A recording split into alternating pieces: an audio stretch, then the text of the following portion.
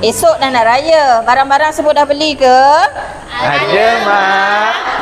Bawang berapa kati? 5 kati, Mak. Semprit? Ada, Mak. Elmer London?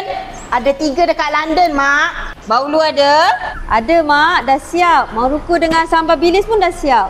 Dodol dah kacau? Sudah siap, Mak. Lemang dah bakar? Siap dah, Mak. Lemang dah bakar dah tadi. Ketupat rendang?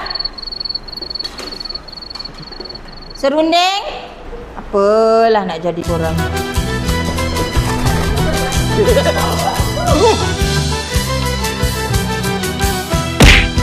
Apa dah jadi, apa nak jadi. Usul nak ikut. Aduh, Usul nak ikut. Kau tak boleh ikut, kau duduk rumah jaga mak.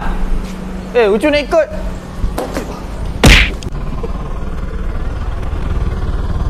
Pak Jo, ketupat ada lagi kat pasar? Entahlah, dah habis agaknya. Alah.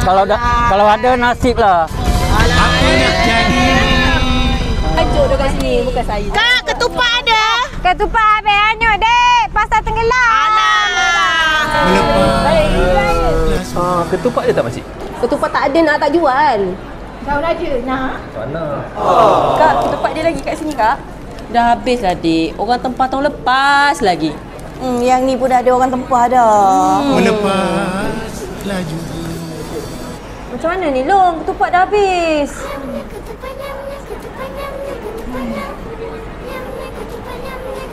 Siapa mau beli ketupat? Ketupat panas, ketupat panas.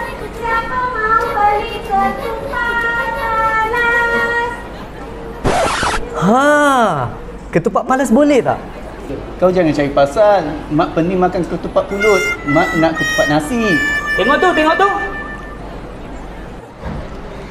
Acik, dekat sini ada jual ketupat nasi? Mestilah ada.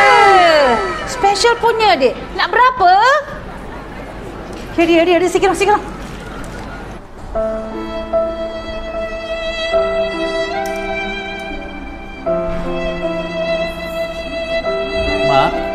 Mak nangis. Nak suruh bawang ni buat mata mak pedih. Abang dah balik. Mak, dia dah balik, Mak. Dia dah balik. Apa dah jadi, apa nak jadi.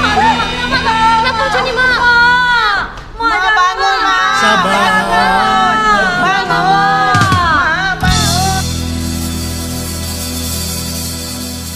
Ketupat dah ada, Mak.